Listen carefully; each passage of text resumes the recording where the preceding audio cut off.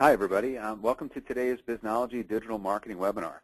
I'm Frank Reed. I'm one of the bloggers here at Biznology.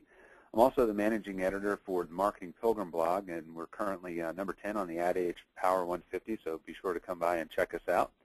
I also consult with small and medium businesses in the SMB market about effective online marketing through my business, which is called Local Basics. That's Local B-A-S-I-X. Today you're going to be hearing, though, from Mike Moran, and Mike is the managing editor of the Biznology blog, and he'll present Tracking Social Media ROI. As we're waiting for more attendees to join, let me review the format of our webinar so everybody's familiar. Our Biznology webinars, they last just about 30 minutes, so you can easily fit them into your busy schedule. That's part of how they're designed. We record each webinar, and we'll email you that link later on this week. During the speaker's presentation, you can use your GoToWebinar controls to ask a question. That arrow, the orange arrow, opens and closes your webinar controls. If you have a question, simply type it into the box labeled questions at any time during the event and press the send button. And then I will select a few questions at the end of the webinar and pose them to Mike. Please feel free to ask any questions, because the more we hear from you, the better it is for everybody. And while we're waiting for the last few attendees to join, I'd like to remind you that the Biznology newsletter and blog is available for free, and that's at mikemoran.com. That's MikeMoran.com. So if you're not already a subscriber, we hope that you'll sign up now. So thanks again for all of you, for spending the next 30 minutes with us. We really do appreciate it, because we know how valuable your time is. So let's introduce today's speaker. Mike Moran is the managing editor of Biznology blog and a well-known expert in all things digital marketing. He's co-author of Search Engine Marketing, Inc., and the sole author of Do It Wrong Quickly.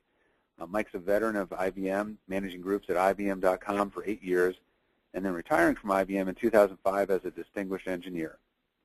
Mike has a thriving private consulting practice, and he also serves as chief strategist at Conversion, a leading digital marketing agency.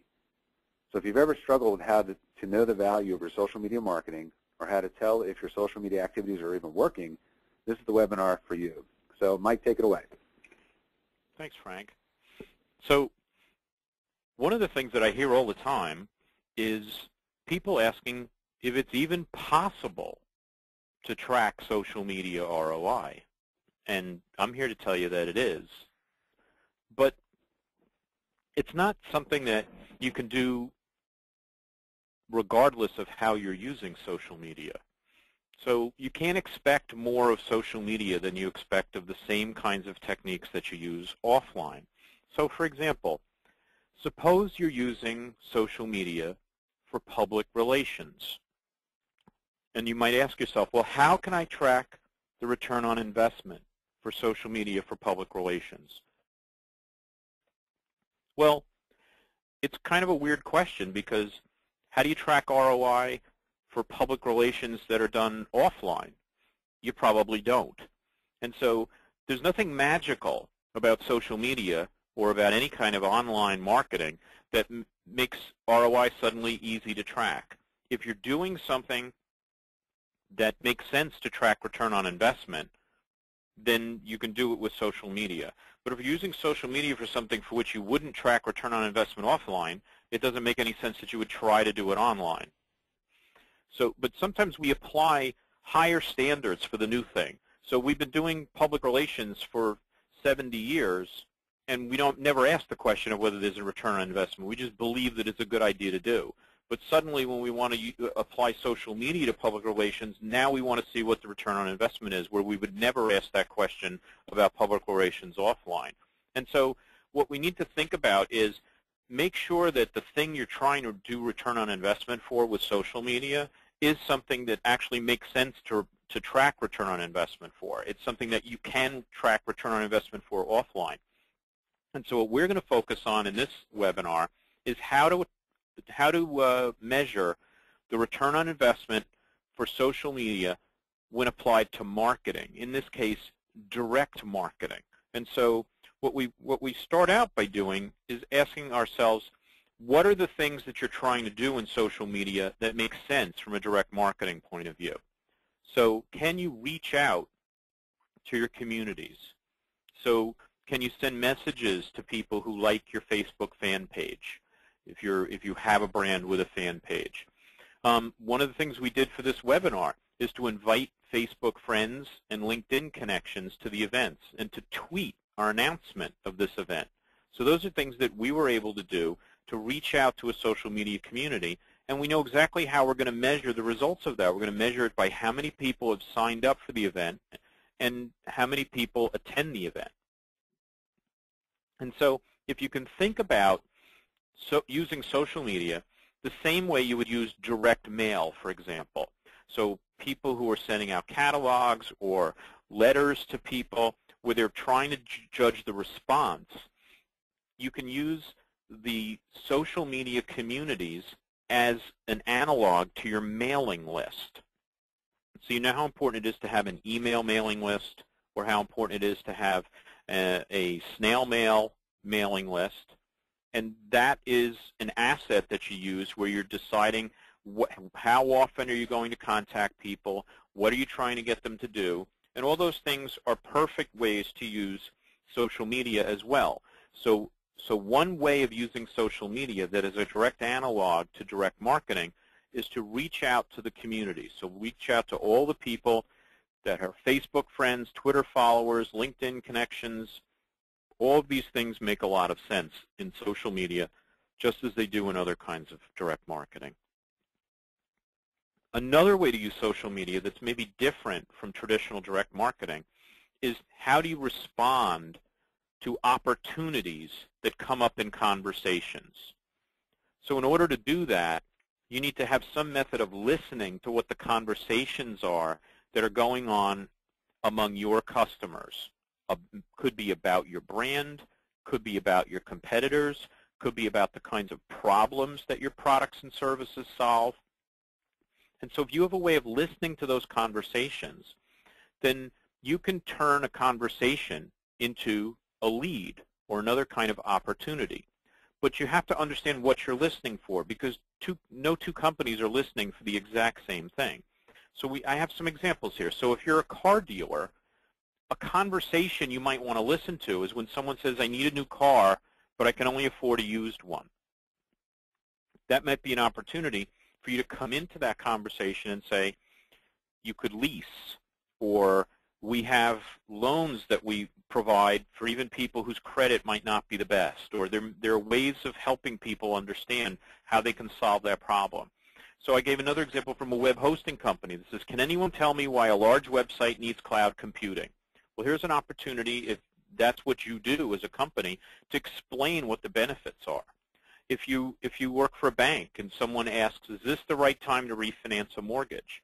That is a conversation where you can come in and answer that question. Now, you don't want to answer that question by coming in and doing a hard sell.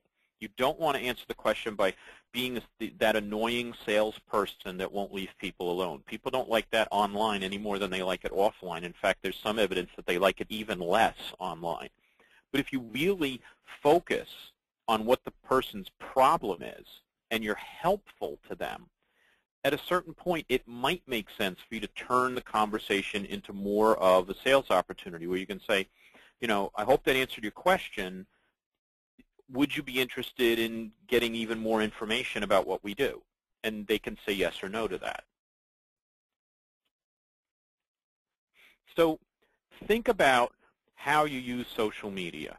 And no matter which way you use it, whether it's to reach out to communities or whether it's to get involved in conversations, direct marketing has to be the thing that you're focused on, and you have to figure out how you're going to drive people to your website, because that's where almost all the sales take place. Yes, it's possible for you to sell somebody something by engaging with them on Facebook and moving them to a phone number or to an email or some other way of following up without a website. But in the vast majority of the cases, the way that you're going to close the most sales is to move people from the social media venue to your website. And so the main way that you do that is by linking to your website from your social media conversation. And so what you really are asking yourself is, how do you track what they're doing? How do you know that someone has clicked on that link to come to your website? The other thing you have to ask yourself is, What are you trying to get them to do when they come to the website? If you joined us for last month's webinar, we talked at length about how you can measure internet marketing and how any kind of internet marketing, online marketing, digital marketing, whatever words you want to use for it, has to result in a conversion, something that's happening on your website that either lets them move along to the next thing offline, or it really has a shopping cart and they can buy something. So if you have a shopping cart, that's great. You can measure that. But you have to figure out all the other things that you might want your prospective customer to do. So what are you trying to get the visitor to the website to do? And that's what you're going to measure. You're going to measure how many of the people that came to your site actually did those things. And so you can look at how you might have 1,000 people coming to your site, and perhaps 10 of them did the thing that you were hoping for them to do, that conversion that we talked about. And so that's a 1% conversion rate. Then the question is, how do you increase your conversion rate? So how can you get more and more people to do the thing you want them to do? So you might double your conversion rate by making your site more persuasive, putting a better offer out there, changing your copy, changing the pictures. There's a million things you can do that might make your site twice as persuasive, which then doubles your conversions. You could also increase your traffic. So this is where social media can really come in. So you might not do anything to your website, but if you can get twice as many people to come, that's really terrific, because that's the thing that you really need to have happen with social media. So if you get more and more people in your community that you've reached out to and get them to come to the website, then if you double your traffic, you're also going to double your conversions.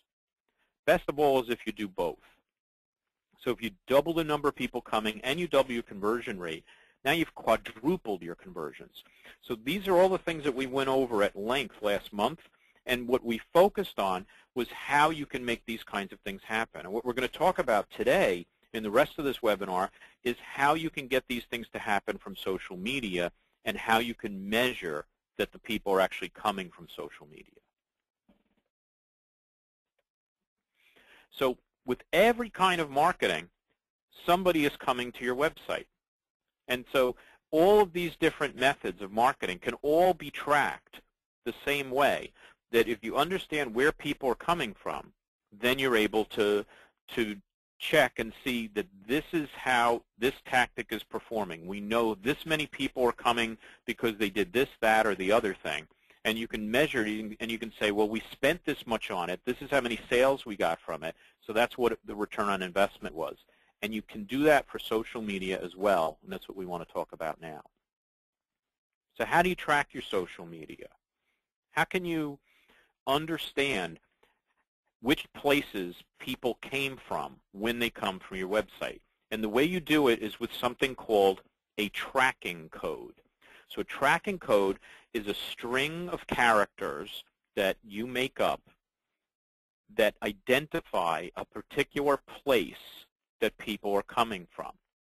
And so what you want to do is to let your website know that a visitor who lands on a particular page of your website came from a certain place. So they might have come from a blog, or they might have come from YouTube or from Twitter, and you want to know that.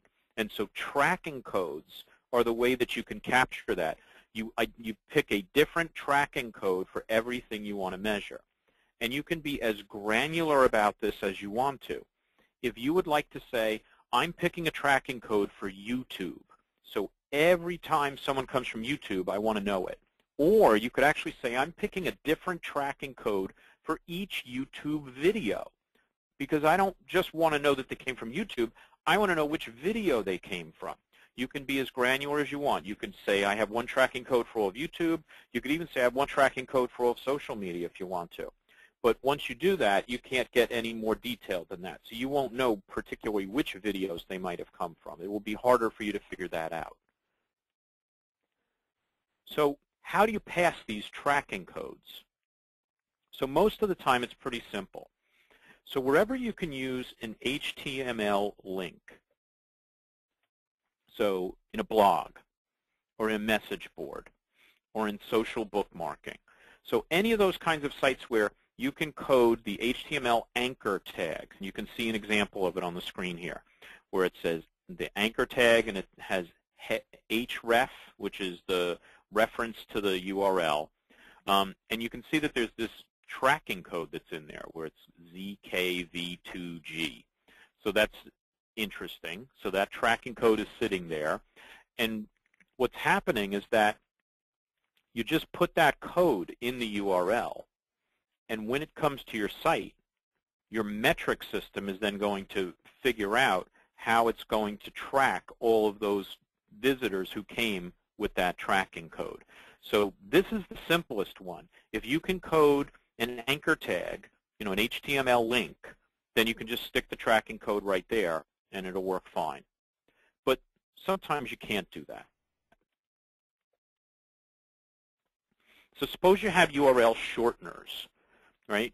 And if you use Twitter, for example, you know about URL shorteners because they serve the purpose of making that very long link URL short enough so that it fits within the 140 characters. If there weren't URL shorteners, people wanted to put a link in their tweets would have very few characters to say anything about the link. And so that's the main reason people use them, but it has another purpose as well. It can also allow you to measure how many people have clicked on the link, which can be very, very helpful. And we show a couple of URL shorteners here on the screen, tinyURL and Bitly, but Google has come out with its own URL shortener. Twitter has a built-in URL shortener now. And so how do you use URL shorteners to track your social media return on investment? Well, the way you do that is you actually make your original link have the tracking code in it, and then you shorten that and apply the shortened link to your tweet. So those kinds of things work just fine, because what's going to happen is the short URL will be in the tweet, but then when someone clicks on it, Bitly or whatever URL shortener you're using will then expand it to that long URL that has the tracking code in it, and that will then get passed to your analytics system. So YouTube is a situation where there isn't any way for you to put a link in. There's no text, right? So how do you put a link in there? Well, Google offers something to do called a call to action overlay. Now, all the things we've talked about before this are free. This one actually costs money. You have to pay YouTube to have that call to action overlay. And so if you pay YouTube a little bit of money, then they'll put that on the screen, and then when people are watching your videos, they can click on that and go to your site. And so just like with the others, when you tell Google what URL you want to be in that call to action overlay, you can put your tracking code in it. So then what happens is then you have to think about how you're going to count all of these referrals and the conversions. So if you do not have an analytics system, so then put in Google Analytics on your website. If you do have one, then your analytics system is going to work just fine. Your web metric system, whether it's web trends, whether it's core metrics, doesn't matter what it is. They're all Omniture. They're all sorts of metric systems. All of them can accept these tracking codes. Because what happens is the tracking code comes in, and it denotes a unique event. And as we said before, it could be that all of social media, you give one tracking code if that's the only level you want to operate on. But you can get very granular, and every particular YouTube video could have its own tracking code. So you can make it as granular as you want it to be, as long as you're willing to deal with keeping track of all those tracking codes. When someone comes to the site, the metric system sees that code.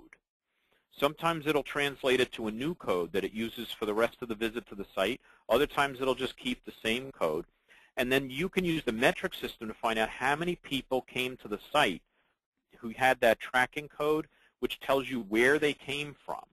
And then you can also track the web conversions that happen in that visit, which will then tell you how many conversions came from whatever the media is that you're trying to track. So we talked about this in the last webinar. How do you track offline conversions? So you need to have some way of tracking that online conversion to an offline conversion. So Sometimes you might do what car companies do, where they have you print something out and walk into the dealer with it, and then they mark down when they take your name and your phone number that you brought in that printout, so they know you came from the website. You could have them print coupons. You could put a special phone number on the site. All of these kinds of things are things that you're able to do so that it's not just for tracking online sales. You can track offline sales as well. You can also use CRM systems. So if you have a customer relationship management system that takes leads and then allows offline sales forces to go after clients and follow up with them, you could be using Salesforce.com. You could be using CRM systems that come from Oracle, from SAP. There are all sorts of popular ones out there. If you are a company that has that kind of thing, you can move the tracking code from the website to a CRM tracking code so that you can continue to follow the journey of that customer all the way through. So that's basically how you do it. And there's many other things that we can do as well. But one of the things we focused on was how do you get involved in those conversations that make sense. So if you were the car dealer and someone's trying to figure out how to finance a car, how do you get involved in that conversation? In order to do that, you need to know how you can be listening for those conversations. And that's what we're going to talk about on May 24th next month. So in our next webinar, that's what we're going to focus on, is how can you not just reach out to people who are already your fans and followers, but how can you listen for conversations out there from people who might not even know you, and then follow up and get involved to track your social media to a successful completion of a sale. So that's what I've got for today, Frank. I know that you've got some possibilities of some questions. I hope some people have been asking questions because I'm ready for them. Well, good. They have, Mike, and thanks for that information. I'm sure I'm sure our attendees have a much stronger idea now how to apply direct marketing principles to social media marketing. But as always, it's impossible to answer every question in just a few short minutes. I've got quite a few good ones that the audience has teed up for us, and like before I go into those, I'd like to remind our audience that it's not too late to ask your own question by typing into the questions box in your GoToWebinar controls. And our first question comes from Cindy, and she asked, in kind of paraphrasing here, what are the typical landmines or the typical kind of gotchas that people they overlook most commonly that really are important in this whole idea of ROI? I think the biggest thing that they overlook is that they're not focused on the real nuts and bolts steps of how you connect one experience to another. And so they might go into it with this idea of, we're going to track return on investment for social media, but they haven't even tackled the question of how they understand return on investment for their website. And so they might be a company that sells offline. They don't even have a CRM system, so they don't even track return on investment for what the sales force is doing. And so one of the big gotchas is that you might walk into this with all sorts of good intentions about tracking return on investment for what you're doing, and it's not actually the piece that you're doing that's the big problem. The thing that's hard is that your company hasn't really done some of the other pieces of tracking return on investment for its web marketing or tracking return on investment for its offline sales. And so that's something I spend a lot of time helping companies with, because those things are actually so critical to be able to then track the return on investment for things like social media and other kinds of more advanced techniques. So it's pretty common then for people to kind of put the social media marketing cart before the horse kind of mentality. They do, and what happens is that they get frustrated because we can't track ROI for social media. And the reason that's happening, as I touched on in the presentation, is that when something new comes along, executives, CFOs, CEOs, they're always focused on, well, I don't know if we should do this because what's the return on investment? And that's a good question to ask, but the problem is that it gets asked for new things a lot more than it gets asked for old things. And so the same CFO who's saying, how do we do return on investment for social media, might not be the person who has ever asked the question, well, how do I know what the ROI is of my sales force? How do I know what the ROI is of the website? because they've just gotten to the point where they agree that this stuff is valuable, and they just decided, well, we have to do it. Everybody's doing it this way. Our customers are demanding it, so I guess we'll just go ahead and do those things, even though I don't know what the return on investment is. And then they forget about it. And then the next new thing comes along, and then all of a sudden they're asking that question again. And so what we have to do is to focus on making sure that we're applying the same rules to everything. So if we want to judge the return on investment of social media, we have to be willing to judge return on investment for websites, judge return on investment for sales forces, for telephone marketing, for all of the things we're doing. We have to be able to link a customer who came in from one to come through the others. And this is something direct marketers are very good at. They even have things called matchback systems in which they might say, well, they got a catalog, they called us up on the phone, and we talked to them for a while, and then a month later they bought something. And so we're going to attribute credit to different areas because they got hit with catalogs a couple of times, and they came to the website once, and so they're going to divide up the credit for that sale among all the touch points that that client had. And so those are things that if you focus on how direct marketing works, you have a chance of doing ROI, not just for social media, but for all the other kinds of marketing in your business. Well, it's kind of interesting you bring that up, Mike, because we had another question from one of our attendees, kind of asking what are the kind of I guess a Cliff Notes kind of mentality as how do you approach C-level executives, and how do you what are some of the buzzwords, or how can you get their limited attention whenever you have it, to make sure that everything's going to go correctly and you're going to get the sign-offs in the right areas? I think magic bullets. I think there are. I think this is the magic bullet. I think the magic bullet is to focus on making sure that what it is that you're trying to spend, both in terms of time and in terms of money, are things that they understand are supported by what the value will be. And so executives do not understand or care about social media. What they do care about is money.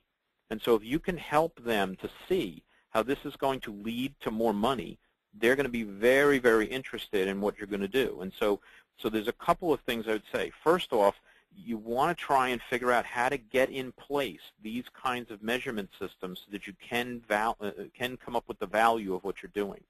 But I would say that even if that's a very difficult proposition, and in some companies it is, I've spent months working with some companies trying to help them do these things, one thing to do is to start small.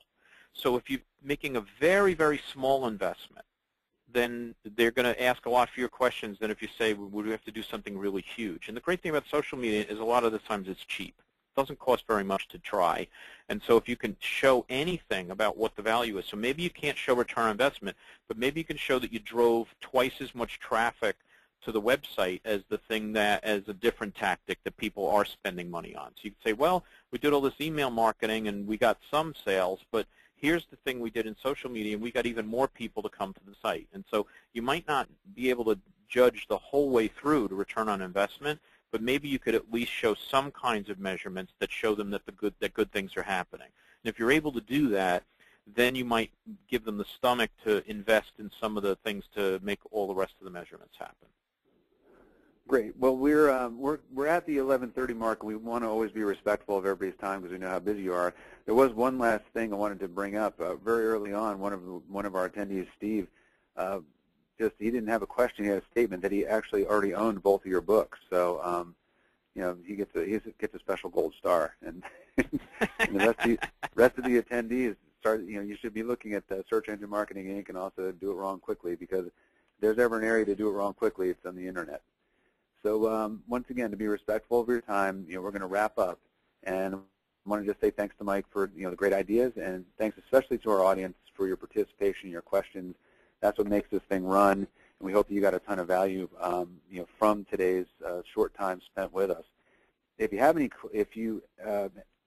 questions that we didn't answer, you can email your questions to Eileen. That's EILEEN at MikeMoranGroup.com. And she'll be sure to get them to Mike for the answer. Now, remember, later this week, we'll send you a link that has a recording of the webinar so you can listen again and share with others. And while we have you for these last few seconds, we'd also like to invite you to mark your calendars for the next Biznology webinar, which is entitled Listening to Your Customers in Social Media. and that's scheduled for 11 a.m. Eastern Time on May 24th. So thank you again, everybody. We really appreciate your time, and please let us know. Send emails to Eileen. Let us know what you think of the series and of the webinars, and what we can do to help you out further in the future. Thanks for everybody's time. We hope you have a great week.